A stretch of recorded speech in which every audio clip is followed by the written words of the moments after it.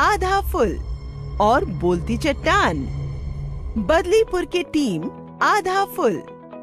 नाम किट्टी, उम्र 16 साल, कक्षा 11वीं। गुण जोश भी है और होश भी। किट्टी के लिए कुछ भी इम्पॉसिबल नहीं। नाम अदरक, उम्र 15 साल, कक्षा 7वीं के बाद स्कूल छोड़ दिया। गुण 1 नंबर का जुगाड़ू। अदरक के पास तरकीब की भरमार है। नाम तारा, उम्र 12 साल, कक्षा 7वीं। गुण जानकारी की चलती फिरती किताब। तारा कभी झूठ नहीं बोलती। तीनों बदलीपुर में रहते हैं। तीनों को जासूसी करने का बड़ा शौक है। बदलीपुर में कुछ भी होता है तो तीनों पहुंच जाते हैं केस को सुलझाने। इन तीनों ने मिलकर एक टीम बनाई है जिसका नाम है आधा फुल। सब लोग कहते थे कि बदलीपुर की पहाड़ी वाली चट्टान में एक दानव रहता है। एक दिन उसी चट्टान पर कुछ लिखा मिला। आज चट्टान दानव बोलेगा। किसी ने मजाक में किया होगा। चट्टान दानव तो बस कहानियों में होता है ना। हमारी दादी कहती थी कि इस पहाड़ी में एक दानव रहता है। बदलीपुर वालों, मैं चट्टान दानव हूँ। मैं सबको खा जाऊंगा। चट्टान दानव को बोलता सुन सब डर गए। नहीं, हमने क्या बिगाड़ा? हमें छोड़ दो। मैंने तो कुछ नहीं किया, मुझे जाने दो। हमें छोड़ दो, मत मारो। छोड़ दूंगा, लेकिन एक शर्त पर। क्या शर्त? सवाल पूछूंगा 4। अगर गलत जवाब आया एक भी बार तो बर्बादी के लिए रहना तैयार। जाने क्या पूछेगा? आज तो शामत आई। ये सुनकर सब बच्चे किट्टी के पास आए। अदरक कहाँ है? सिर्फ वही जवाब दे पाएगा, क्योंकि वो ही इतना बहादुर है। क्या तुम्हें याद नहीं है? ये सब स्टीरियोटाइप्स हैं। लड़के और लड़कियां दोनों एक बराबर होते हैं। लड़कियां वो सब बहादुरी और बुद्धिमानी से कर सकती हैं जो लड़के कर सकते हैं। बोलो, मंजूर है? और कोई चारा भी नहीं है। हाँ, मंजूर है। फिर चट्टान दानव ने सवाल पूछना शुरू किया। फिल्मों का हीरो लंबा, गोरा, बॉडी वाला होता है। हीरोइन लंबे बाल, बेदाग चेहरा, गोरे रंग वाली होती है। क्या सब लड़कों को हीरो जैसा और लड़कियों को हीरोइन जैसा ही होना चाहिए? सब जवाब सोचने लगे। आप क्या सोचते हैं?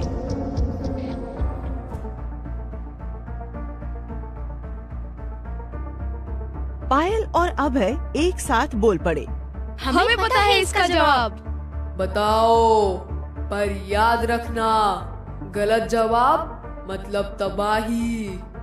नहीं होना चाहिए। क्यों होना है हीरो जैसा बॉडी वाला? मैं तो एकदम ओरिजिनल हूँ, किसी के जैसा नहीं, बस खुद के जैसा। जो जैसा है ठीक है।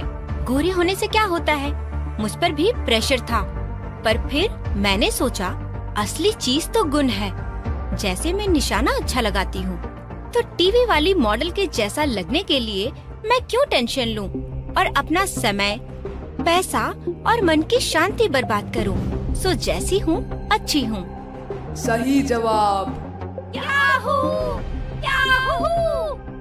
अभी 3 सवाल बाकी हैं। पूछो। विज्ञापनों और फिल्मों में दिखने वाले हीरो ऐसे क्यों दिखते हैं? मेकअप के कारण, ताकि अच्छे दिखकर विज्ञापन के जरिए अपना माल बेच सकें। लेकिन ये तस्वीरें जो दिखाती हैं वो सच नहीं होता और उनमें काफी बदलाव लाया जाता है। उनकी तरह दिखना संभव नहीं है, इसलिए हमें उनके जैसा दिखने की कोशिश नहीं करनी चाहिए। सही जवाब। शाबाश रानू, तूने तो आज बचा लिया सबको। चैंपियन निकली तू तो। ये बात तो तुमने ही सिखाई थी किट्टी। खामोश। अब अगला सवाल सुनो। राम ने श्याम को देखा और सोचा, वाह क्या बॉडी है, क्या बाल हैं, मेरे तो ऐसे नहीं है। क्या राम को ऐसी तुलना करनी चाहिए? बोलो। सुनो चट्टान दानव, मैं भी हमेशा अपनी तुलना खूबीलाल से करता था और सोचता था कि मुझ में कुछ कमी है। मैंने सोचा मैं खूबीलाल से खुद की तुलना क्यों करूं और उदास रहूं। रंग रूप की तुलना करना व्यर्थ है। मैं जैसा हूँ ठीक हूँ, अपने में खुश हूँ। विवेक तो अलग कहानी सुना रहा है। जवाब तो दिया ही नहीं। आपके अनुसार क्या विवेक सही कह रहा है?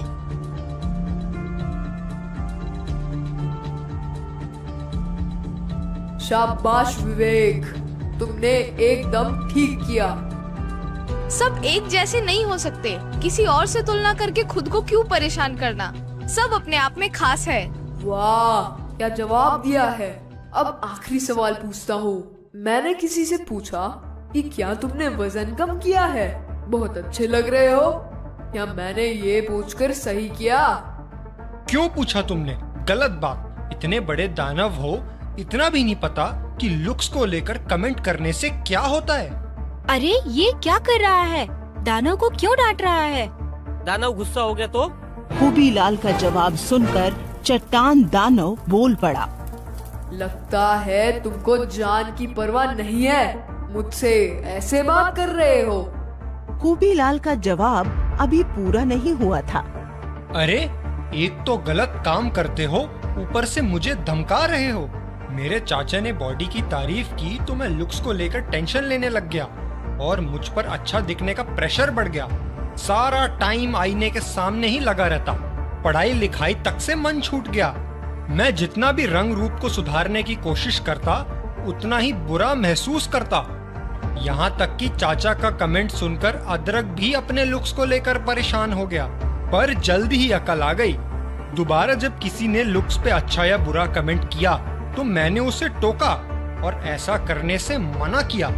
तो चट्टान दानव, तुम भी लुक्स को लेकर ना अच्छा ना बुरा कैसा भी कमेंट मत करना। तू तो गजब लड़का है रे। सवाल के जवाब में पूरी कहानी सुना दी। एकदम सही बात कही। हम जीत गए। हाँ, तुम जीत गए। अब तो सारे बच्चों को जवाब पता चल गए। पर सिर्फ याद करने से कुछ नहीं होगा, इन सब पर अमल भी करना होगा। मैं हमेशा हमेशा के लिए बदलीपुर छोड़ के जा रहा हूँ। जहाँ ऐसे चैंपियन रहते हैं, वहाँ मेरा क्या काम। चट्टान दानव की बात सुन सब खुशी से झूम उठे। देखो, तुम्हारे बिना भी हमने जवाब देके बदलीपुर को बचा लिया। ये अदरक डर के मारे कहाँ गायब हो गया? ये सुनकर किट्टी और तारा मुस्कुराते हैं। तभी अदरक किट्टी और तारा के पास आता है। किट्टी, वाह क्या तरकीब थी। एक ही बार में पूरे बदलीपुर के बच्चों को समझा दिया। चट्टान दानव, तुमको भी तो मजा आया होगा ना आवाज निकालने में? अदरक ही चट्टान के पीछे से बोल रहा था। ये आधा फुल की तरकीब थी। रूप रंग की तुलना और शारीरिक बनावट से जुड़ी बातें हमारे समाज में आम है, लेकिन ऐसी बातें सबके लिए हानिकारक होती है और आदर्श रूप के दबाव को बढ़ावा देती है। ऐसी बातें लोगों के गुणों और रुचियों से उनका ध्यान बटाती है। बॉडी टॉक सिर्फ उन लोगों के लिए हानिकारक नहीं होती जिनके लुक्स की प्रशंसा की जाती है, बल्कि उनके आसपास के लोगों को भी नुकसान पहुंचाती है। जैसे उनको लगने लगता है कि उनमें कुछ कमी है, जिसकी वजह से वो अपना सारा समय लुक्स की चिंता में बिता देते हैं। हमारी आपकी प्लानिंग से पूरे बदलीपुर के बच्चों के मन से लुक्स की टेंशन खत्म हो गई। आधा फुल जिंदाबाद। कहानी की सीख। इस कहानी से आपने क्या सीखा? स्टीरियोटाइप्स वर्षों से चले आ रहे हैं और सामाजिक होते हैं।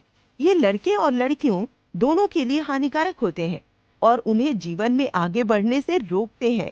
ये जरूरी है कि लड़के और लड़कियां दोनों को आगे बढ़ने के लिए समान अवसर दिए जाएं। टीवी और विज्ञापनों में दिखाए गए आदर्श रूप के कारण हम उनकी तरह दिखने की कोशिश करते हैं, जिससे हम दबाव महसूस करते हैं। जो हम टीवी और विज्ञापनों में देखते हैं वो इसलिए दर्शाए जाते हैं ताकि हमें अपने और अपने लुक्स के बारे में बुरा लगे और हम वो सारी चीजें खरीदें जिससे हमें लगता है कि आदर्श रूप को प्राप्त किया जा सकता है। इसलिए हम जो भी टीवी और विज्ञापनों में देखते हैं उससे हमें अपनी तुलना नहीं करनी चाहिए, क्योंकि जो भी हम देखते हैं वो सच नहीं होता है और उसे पाया नहीं जा सकता है। उससे सिर्फ समय, पैसा और मन की शांति व्यर्थ होती है। रूप रंग की तुलना और शारीरिक बनावट से जुड़ी बातें हमारे समाज में आम है, लेकिन ऐसी बातें सबके लिए हानिकारक होती हैं और आदर्श रूप के दबाव को बढ़ावा देती हैं। ऐसी बातें लोगों के गुणों और रुचियों से उनका ध्यान बटाती हैं। बॉडी टॉक सिर्फ उन लोगों के लिए हानिकारक नहीं होती जिनके लुक्स की प्रशंसा की जाती है, बल्कि उनके आसपास के लोगों को भी नुकसान पहुंचाती है। जैसे उनको लगने लगता है कि उनमें कुछ कमी है, जिसकी वजह से वो अपना सारा समय लुक्स की चिंता में बिता देते हैं।